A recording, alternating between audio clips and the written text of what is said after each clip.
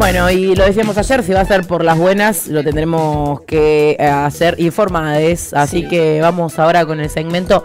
Será informades con un repaso de alguna de las noticias. La principal, para que sepan, el gobierno publicó esta medianoche un decreto de necesidad y urgencia en el boletín oficial que habilita a alcanzar un nuevo acuerdo con el Fondo Monetario Internacional, un decreto que ya se había firmado, se había filtrado y firmado también en la tarde-noche de ayer. Ya se conocía un poco la letra grande, porque la letra chica no solo no la conocíamos no la conocíamos no solo en el borrador, sino que tampoco la conocemos ahora viendo el DNU tampoco, porque no dicen en detalle cuánto va a ser el monto de lo que el gobierno le va a pedir o cuánto va a ser lo que el Fondo Monetario le va a entregar a este gobierno. ¿Qué dice? Qué distraídos que son, che. Sí, me olvidé el dato más importante.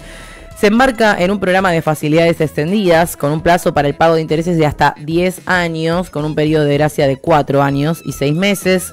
Según el DNU, Milei decide no comprometer su política económica de déficit cero y por esto decreta que los fondos recibidos deberán ser utilizados exclusivamente para cancelar deudas del Tesoro Nacional con el Banco Central y deudas con el FMI. Es decir, la plata que ingrese va a ir a toda esa plata que durante este tiempo estuvo destinada en el Banco Central a mantener el dólar barato para que no aumente de forma abrupta la inflación, porque recordemos que aunque ellos digan que hay 2%, inflación siguió habiendo, pero lo estaban sosteniendo, bueno, con un dólar relativamente barato y también pisando y manteniendo bajo este valor para que no haya una devaluación, ¿no?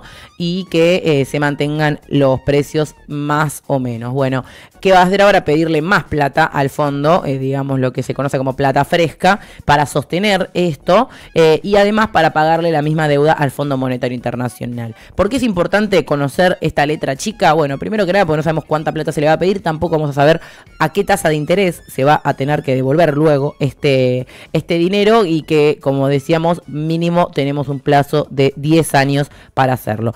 Y lo otro que es fundamental al respecto de la ilegitimidad e ilegalidad de este nuevo acuerdo con el Fondo Monetario tiene que ver con que se conoce como un decreto de necesidad de urgencia. Recordemos que la ley, lo que se conoce ahora popularmente como Ley Guzmán, lo que plantea que en realidad es la ley de fortalecimiento de la sostenibilidad de la deuda pública, estamos hablando de la ley 27.612, lo que sostiene en su artículo segundo es que sí o sí todo tipo de acuerdo con organismos como el Fondo Monetario Internacional debe pasar por el Congreso de la Nación y ser discutido por diputados y senadores. Es decir, este decreto que establece esta autorización al gobierno para tomar deuda, en realidad va en contra de una ley vigente, como decíamos, la 27.612, que tenemos para mostrar ahí como está escrito el artículo número 2, que es muy claro, dice, desde acá no veo, pero se dispone que cualquier tipo de programa de financiamiento, y aclara aparte, realizados con el Fondo Monetario Internacional, debe pasar por el Congreso de la Nación. El DNU, ¿qué dice el gobierno? Lo vamos a mandar al Congreso para que lo acepte o que lo rechace, pero no es lo mismo enviar un decreto que, como decíamos, recordemos, el decreto no puede ser cambiado, modificado parcialmente, no, el decreto es o rechazado o aceptado. ¿Y cómo es? Tal como es. Y si no pasan ninguna de las dos cosas, se mantiene vigente. Y si lo rechaza una sola cámara, se mantiene vigente, como sucede todavía hasta el día de hoy con el decreto 70/2023. En los próximos 10 días hábiles, el jefe de gabinete ahora debe enviarlo al Congreso para que sea analizado por esta comisión bicameral, con la cual el recinto con que un recinto, disculpen, no la rechace, una de las cámaras no la rechace, el decreto, como decíamos, confirma y mantiene su vigencia. Así que estamos nuevamente a las puertas de pedirle plata al Fondo Monetario y tenemos, para entender bien por qué por decreto, porque ¿cuál es la necesidad y la urgencia de ir a pedirle plata al Fondo Monetario Internacional? Tan mal estamos, no era que estaba la economía y el plan de estabilidad en su máxima expresión. Bueno, Caputo dice que no hay tiempo para esperar a la democracia. No se escúchenlo. No lo rechaza, queda vigente, es ley. ¿Por qué un DNU y no otro formato? Porque si algo podemos justificar que es de necesidad y urgencia es esto. La gente quiere salir de las restricciones cambiarias, quiere que haya más inversión, quiere que haya más trabajo, quiere que haya mejores salarios.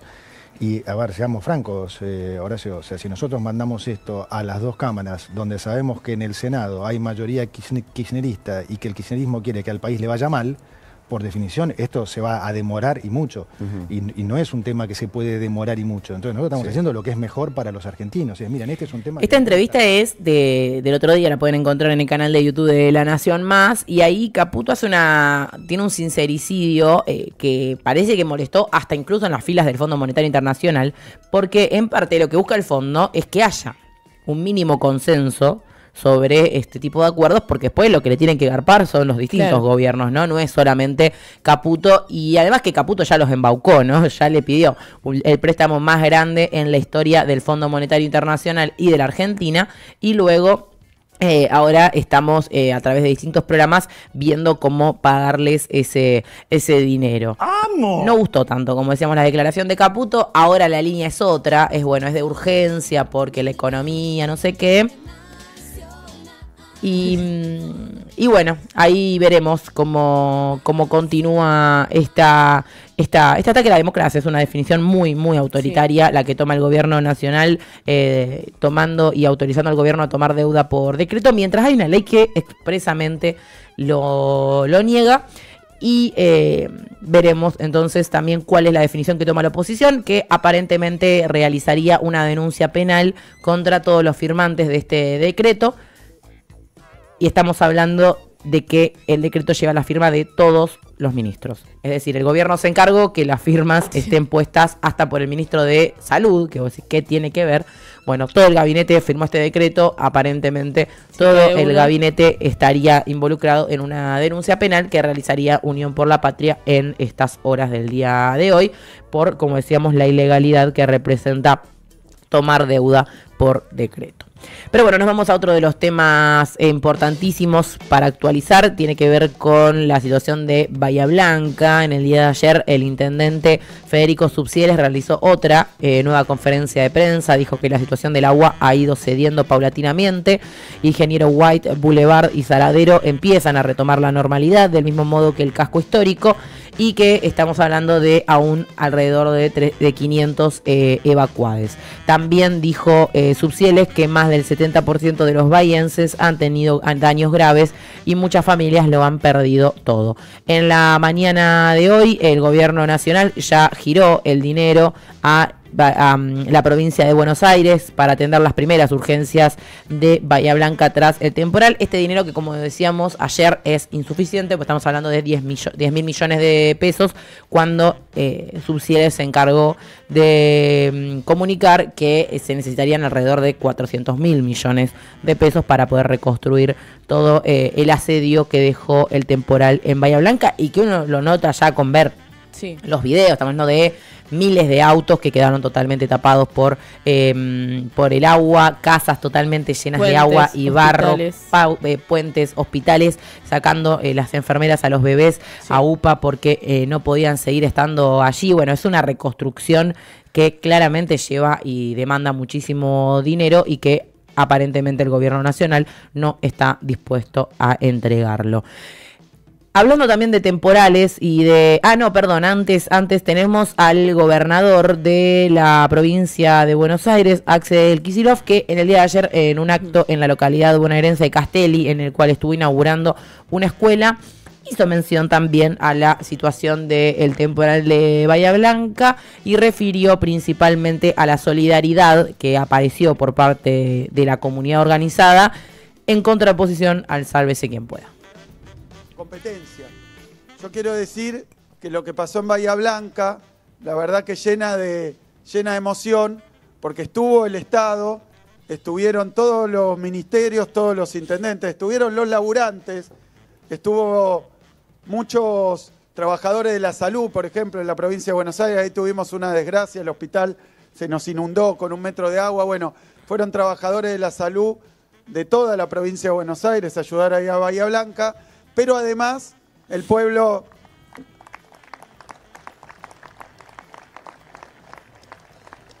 El pueblo, la sociedad, la provincia, la Argentina entera, porque recibí llamados de prácticamente todos los gobernadores, también de todas las fuerzas políticas. De gobernadores de todas las fuerzas políticas. Yo sé que fue una catástrofe sin precedente y que obviamente eso moviliza y hace reflexionar. Pero yo creo que también demuestra una diferencia de concepción y una diferencia en el tipo de sociedad. Bueno, ahí lo escuchamos al gobernador Axel Kicillof en el día de ayer. Y la tragedia, obviamente, que azotó a Bahía Blanca, llenó las tapas y las portadas y las noticias en estos últimos días. No tanto así otra de las inundaciones que no están siendo tapa. Estamos hablando del desborde de ríos y arroyos que se está produciendo a partir de este fin de semana en las provincias de Jujuy, Tucumán y Salta. En La Quiaca creció el río que atraviesa el puente internacional debido a la lluvia que está cayendo en Bolivia, que no cesa desde el viernes. Las principales arterias de San Miguel de Tucumán se convirtieron en ríos y hubo desbordes en los valles calchaquíes. La situación en Salta es que un hombre fue buscado en Cerrillos tras caer en un canal. Se suspendió la marcha del 8M en la capital salteña y el arzobispo Mario Carnelo fue rescatado de su vehículo por la crecida del arroyo Las Tipas. Es decir, estamos hablando de una situación muy también grave, ¿no? Un temporal que estuvo cayendo en estas provincias y que del cual no se estuvo hablando tanto. Principalmente estas inundaciones son producto de, como decíamos, el desborde de ríos y arroyos, lo que hace que el agua también corra con muchísima velocidad y agresividad, atacando y pasando por encima de casas, hospitales, puentes y demás. Ahí estamos viendo algunas de las imágenes de lo que causó la lluvia caudalosa que cayó en las provincias, como decíamos, de Salta, Jujuy y Tucumán, y también estuvo sucediendo en estos últimos días y que quedó opacado por parte de los medios de comunicación. Y acá algo que destacaban muchos periodistas, que tiene que ver con la ausencia de TELAM, ¿no? La Agencia Nacional de Noticias, que bien sabemos se hubiese encargado de tener, ya por tener corresponsales en cada una de las provincias, que estemos verdaderamente al tanto de lo que estaba pasando y de las inundaciones sucedidas allí. Hoy en día es muy difícil enterarse de esto, más que por una búsqueda en redes sociales o algún vecino o medios locales que informan de la situación, pero que quizás no tienen una llegada nacional, lo que hace que muchas veces no nos enteremos de lo que está pasando. Obviamente, de más está decir que el gobierno no solo no está diciendo nada, sino que no ha informado de ningún tipo de ayuda que haría llegar a estas provincias. Última. Se cumplen hoy 4 años de la desaparición de Tehuel de la Torre, un grito que lleva 4 años. Estamos hablando de dónde está Tehuel, el joven trans que desapareció en el municipio de San Vicente cuando estaba dirigiéndose a una entrevista laboral y no se supo más de él, más que un juicio, ¿no?, que estuvo realizándose contra quienes lo vieron por última vez, que se estima fueron y son los culpables de esta situación. Así que estamos acá, seguimos gritando dónde está Tehuel y exigiendo justicia por Tehuel de la Torre. Sí, bueno, pasamos con otra noticia. Nos metemos. Muy bueno el picadito ese. Mandamos picadito. Mandamos picadito y ahora nos metemos, con la comunidad de Male. con la comunidad un poco más cerca, porque esto es el arroyo El Pescado, que bueno, el Partido de La Plata lo cruzan cerca de 10 arroyos que nacen a la altura de Ruta 36 y desembocan en el Río de la Plata, y estos son el Pereira, Carnaval, Maldonado, Rodríguez, El Gato, Martín, Pérez, Regimiento, Circunvalación y por supuesto El Pescado, el único de la región que no está contaminado y es uno de los más largos y menos poblado de todos los arroyos, ¿no? Es el arroyo, digamos, más sano, si se quiere, de la provincia de Buenos Aires. Sí, por eso también es una reserva, está protegido, ¿no? Exactamente, y también muchas facultades lo usan a modo de investigación, ¿no? Porque se ponen a investigar sobre su fauna, su naturaleza, entonces por eso también quieren protegerlo, ¿no? Porque es un lugar donde se va a aprender, se va a disfrutar del paisaje y a respetarlo, por supuesto, porque lo que pasó, hubo un grupo de vecinos que se llama el colectivo Habitantes del Arroyo El Pescado, se encontraron hace más o menos 4 años porque sentían que había una amenaza, que era la amenaza de las inmobiliarias que querían construir en ese territorio, que si se construye ahí, lo que pasa es que hace como una especie de... hay varias regiones, ¿no? Hay una que es la alta, la media y la baja, donde se va a hacer un festival que es de estos habitantes, del colectivo Habitantes por el Arroyo El Pescado, va a ser en la cuenca media. Y bueno, allí lo que pasa si construyen muy cerca del arroyo, se hace como una especie de tapón, ¿no? Una especie de tapón, porque todo el agua de las lluvias que viene de acá de la ciudad de La Plata y va para allá, no puede escurrir, ¿no? El arroyo no puede seguir su curso si le pones casas ahí mismo. Entonces, lo que hacen los vecinos, deciden hacer más o menos en el 2023, en enero de 2023, en la intendencia todavía de Julio Garro, se intentó poner casas y los vecinos preocupados hicieron una asamblea en una esquina del barrio que abarca Sicardi, Pereira y otro barrio más que ahora no lo recuerdo, Villa Garibaldi me parece que es. Los vecinos se empezaron a juntar para ver qué hacían y decidieron hacer una cautelar para frenar al intendente y sus intereses monetarios. Y lo que pasa después es que las máquinas quisieron hacer una calle, abrir una calle, y los vecinos se pusieron adelante de las máquinas y no los dejaron avanzar, así que fue más o menos una pelea ganada, porque todavía siguen las amenazas, nunca sabemos cuándo va a venir una inmobiliaria y va a querer plantar, sí. No, digo, esto es muy importante porque venimos hablando, ¿no? Cuando hablamos de Bahía Blanca hablamos de arroyos, cuando hablábamos recién de Salta, Jujuy, Tucumán, estamos hablando de arroyos y tiene que ver también con hablar de lo que pasa antes, ¿no? De las inundaciones. Sabemos que de mínima La Plata es una zona de riesgo, es una zona inundable por su geografía y cómo está conformada y dónde está asentada, pero además de esto, construir en las veras de los arroyos, generar, negocios inmobiliarios que no permitan la existencia de humedales, que son justamente los que absorben el agua de las inundaciones, que son justamente los que son necesarios para un ecosistema natural, porque después llegan las inundaciones y es como poder paliar la crisis posterior, pero nunca tomar medidas que busquen amortiguar principalmente los daños que puede causar y principalmente ante el nivel de cambio climático que estamos atravesando hoy, y la pelea por el arroyo del pescado tiene mucho que ver con eso. Tiene mucho que ver, aparte la facultad investiga justamente, sabe de estas condiciones, que el equilibrio natural que tiene que existir en ese ecosistema, y también lo que se le dice a las inmobiliarias, ¿no? Es que traigan una propuesta que no interfiera con el ambiente que está conformado, ¿no? Que no haga daño, que construyan. En la facultad ya han investigado y hay construcciones que pueden ser viables para estos lugares, para poder vivir en armonía con la naturaleza, y que es lo que los vecinos quieren, ¿no? Que no haya población ahí, o que haya una alternativa, no necesariamente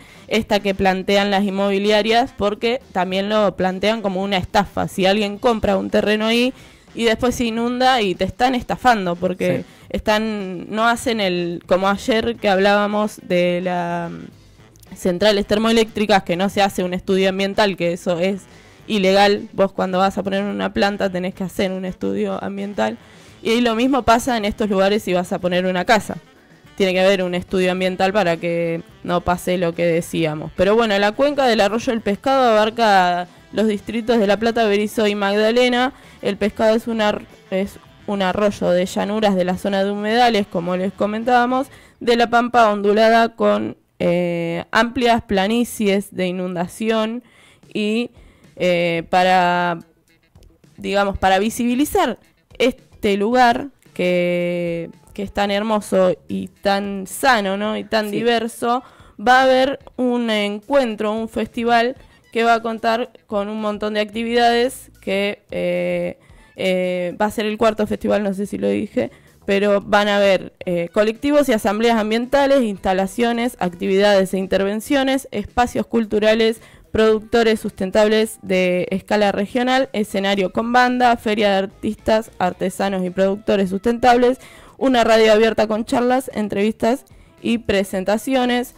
Tenemos un audio de ahí de una vecina, Lila, que nos comentaba más o menos cómo la amenaza, también mejor contada por ella, de la amenaza que sufre el arroyo. Las amenazas que tiene el arroyo de Pescado a lo largo de su cuenca es en la cuenca media, que es en donde está sentado Correa de un lado y Garibaldi del otro lado, donde la urbanización va corriendo su límite y va avanzando hacia la zona del humedal. Y esto tiene que ver con la falta de planificación urbana que rige en esta parte de la ciudad, como en otras partes, supongo, en donde por ahí hay cambios del uso de la tierra sin evaluaciones del impacto ambiental, hay especulación inmobiliaria, por ahí hay venta de terrenos más económicos en lugares que son inundables. Y cuando uno piensa en esta definición de cuenca, que piensa que el agua escurre hacia un punto común, digamos en este caso el arroyo, toda el agua que viene del lado de Sicardi y Garibaldi escurre hacia el arroyo, ¿no?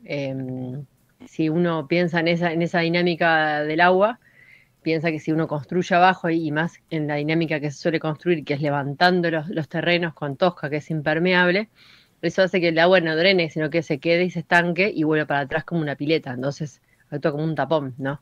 Entonces es una acción que haría que las inundaciones sean más frecuentes en esta zona, más allá de toda la biodiversidad que aloja el humedal y la cuenca del arroyo y todas las funciones ecosistémicas que tienen los humedales en general.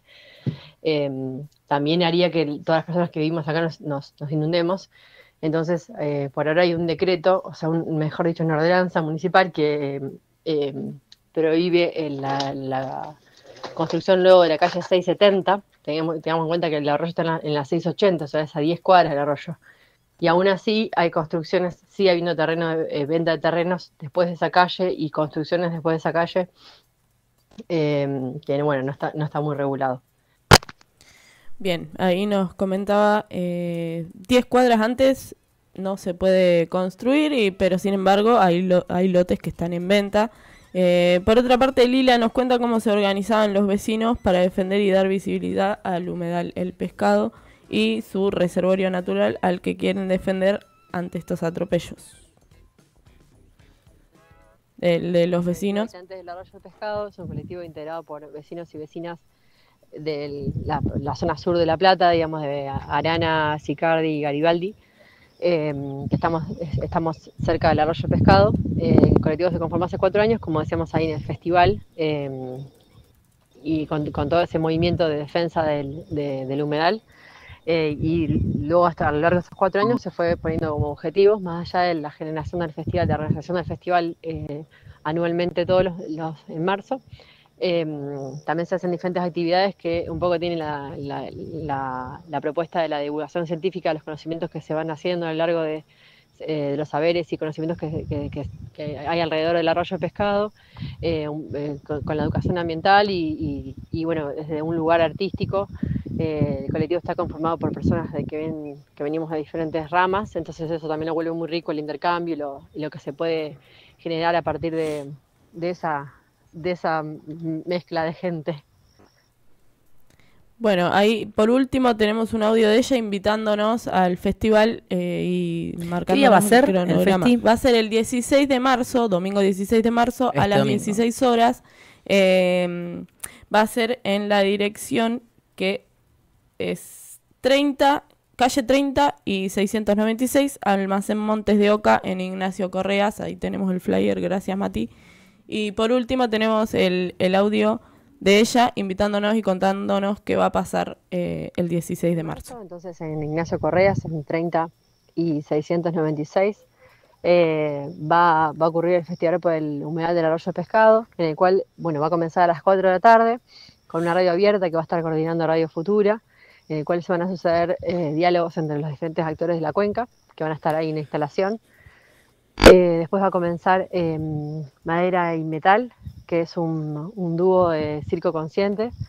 Después va a empezar la seguilla de bandas, entre las cuales están Fermerlo, Legueriale, Grama y Calabaza Midi que cierra. Eso va a ser más a la tardecita. Y vas a ver una feria de productores regionales, locales, que también va a estar buena para recorrer. También ahí en el almacén de Correas se pueden comprar cosas para comer. Está bueno que se lleven la reposera, como para pasar el día. Es un evento familiar, digamos, también van a estar incluidas las niñas en las actividades. Y bueno, un poco el objetivo del festival, en este caso, es esto: visibilizarnos un poco más regionalmente, como cuenca, más allá del arroyo y del el lugar más pequeño que ocupa cada una, digamos, visibilizarnos como cuenca, territorialmente, poder intercambiar saberes, compartir experiencias y poder visibilizar las problemáticas que ocurren a lo largo de la cuenca, y también visibilizar los diferentes colectivos que hay actuando en estas problemáticas y en diferentes territorios. Así que bueno, les esperamos este domingo. Bien, domingo 16 de marzo a las 16 horas en 30 y 696, Almacén Montes de Oca, en Ignacio Correa.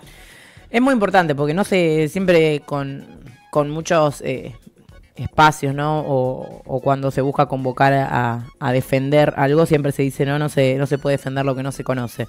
Así que es muy importante ir a conocer de qué estamos hablando cuando hablamos de la defensa del arroyo El Pescado, y bueno, en este caso hacerlo a través de un festival y con gente del barrio que va a poder explicar mucho mejor cuál es la situación, como bueno, recién traía Male a través del testimonio de Lila, que explicaba cuál es la lucha que están dando y cuál es la convocatoria para este domingo. Excelente, Male. Gracias. Atenta siempre ahí a la situación de la comunidad, en este caso platense, en Ignacio Correas. Y ahora nos vamos a meter en otro de las secciones de esta parte del programa, que estamos hablando de Serán Informades, de la mano de, ahora sí, Franco Cariñano, que como decíamos en el día de hoy, inicia en este 11 de marzo el juicio por la muerte de Diego Armando Maradona, el juicio contra los imputados por su muerte aquel 25 de noviembre del 2021. Así que lo tenemos ya a Franco desde los tribunales de San Isidro. Buenos días, Fran, ¿cómo andás? Hola, Franco. Hola, Delfí, hola, Male, ¿cómo están? ¿Me escuchan bien? Sí, te escuchamos bien. Perfecto. Bien, buenísimo. Bueno, acá estamos en la puerta, creo que recién ustedes pudieron ver algunas imágenes, o no sé si ahora Mati las va a estar poniendo. Ahora lo vamos a ir viendo. Bien, bueno, estamos acá, empiezan a llegar no solamente también algunos de los imputados, ya llegó Agustina Kosachov, la psiquiatra que atendió a Diego y era parte del equipo médico que dirigía no solamente la internación de Diego junto con Luque, sino también que habían sido los dos acusados más fuertes en relación a una posibilidad de mala praxis alrededor de la salud de Diego. Uh-huh. Aquí estamos afuera de tribunales, como decía, llegó Kosachov, hace un rato salió Verónica Ojeda, la madre del último hijo de Diego Fernando. Se está esperando, acaba de pasar también Burlando, todavía no llegó como uno de los abogados, las partes. Y se sigue esperando aquí, obviamente empieza a concentrarse la gente, empiezan a aparecer camisetas de Diego de todos los clubes. la consigna de Justicia por Diego, que es una de las remeras que estuvo repartiendo recién Verónica Ojeda aquí a parte del público que estaba presente aquí en la puerta de los tribunales de San Isidro. Bien, estamos hablando entonces de la primera audiencia, podríamos decir, de este juicio que, según algunos dicen, va a extenderse bastante, por lo menos hasta julio, porque van a declarar alrededor de 190 testigos, con entonces hinchas, fanáticos, maradonianos en las puertas de los tribunales. Sí, obviamente la concentración va creciendo mientras va pasando el tiempo. Desde muy temprano en la mañana, antes de las 9 de la mañana ya había una concentración aquí. Bueno, obviamente con banderas, con la consigna de Justicia por Dios. Y esperando, obviamente, todos nuestros colegas agolpados en la puerta, esperando no solamente la llegada de la familia de Diego Armando Maradona, sino también, obviamente, los distintos implicados que van entrando para la audiencia. Uh-huh. ¿Qué se Recordemos espera? que el juicio, como bien decías, que va a tardar mucho tiempo, no solamente por la cantidad de testigos, sino obviamente también por lo difícil que es probar lo que acusa la Fiscalía, que en este caso es una mala praxis y concretamente un homicidio. Claro, estamos con lo cual... Sí. No, que con lo cual esto es muy complejo de probar y quizás es el principal escollo en el carácter de la investigación para poder llegar a buen puerto con lo que es la acusación que plantea la Fiscalía en este caso. Uh-huh. Sí, la figura que es de la cual estamos hablando es directamente homicidio con dolo eventual. Estamos hablando de alrededor de entre 8 y 25 años de prisión. Según el Código Penal, es lo que está pidiendo, digamos, en este caso, por lo cual está imputando, como decía Franco, a Leopoldo Luque, a Agustina Cosachov, pero también a Ricardo Almirón, Pedro Pablo Di Spagna, a Carlos Díaz, Nancy Edith Forlini y a Mariano Perroni, justamente del equipo de médicos, psiquiatras y demás que rodeaban, ¿no? Y con los cuales pasó sus últimos tiempos Diego Armando Maradona en ese country de Tigre, ¿no? En donde falleció, que me corrijo, dije 25 de noviembre de 2021, no, fue en 2020. Se me mezcló con la fecha de hoy de Tehuel que estaba mencionando. Recordemos también que estamos hablando de 7 imputados en esta causa que, como bien decís, hablan principalmente del cuerpo médico que acompañaba a Diego Armando Maradona en esa internación domiciliaria, que obviamente tienen distintos tipos de responsabilidad, ¿no? Nombrábamos a Leopoldo Luque, es el cirujano, es el tipo que operó a Diego a principios de noviembre, es el que aparece estos audios que son parte del expediente judicial, en el que, bueno, habla con un desprecio muy fuerte en este caso, de su paciente, y también hay diálogos cruzados junto con Agustina Cosachov, que es la psiquiatra de Diego, que es la que está acusada de firmar un certificado de buena salud de Diego en octubre del 2020, un mes antes de su muerte. Uh-huh. Para que tengamos en cuenta, el abogado de Agustina Cosachov, que es Vadim Mischanchuk, es un abogado especialista en casos alrededor de la mala praxis. Uh-huh. Con lo cual, insisto con esto que destacaba en un comienzo, se va a buscar obviamente la inocencia, en este caso de su clienta, en esta línea de lo difícil que es demostrar toda esta acción. Uh-huh. Y también vos nos lo dirás mejor, Fran, pero estamos hablando también del primer juicio, porque en este caso es un juicio técnico, es decir, lo que se conoce habitualmente como un juicio oral y público, pero luego habrá otro juicio contra una de las enfermeras que solicitó y le fue aprobado un juicio por jurado.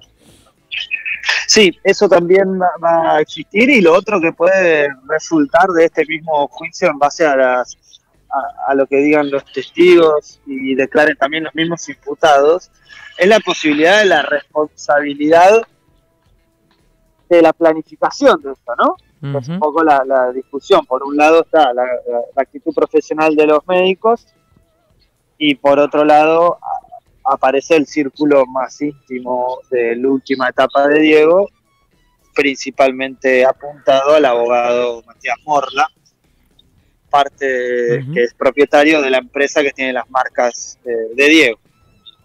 Que eso también es parte de una discusión que también tiene destino judicial. Así es. ¿Conocemos a los jueces que integran este tribunal?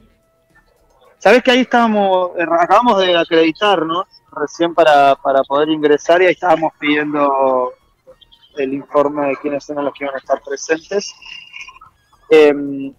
Lo que sí sabemos es que los distintos imputados tienen distintas defensas, lo que habla de que no hay una defensa conjunta de cada uno, sino que cada uno tiene sus distintos abogados. Vos recién nombrabas también a Carlos Charlie Díaz, psicólogo que laburaba en conjunto con Kosachov y Luque.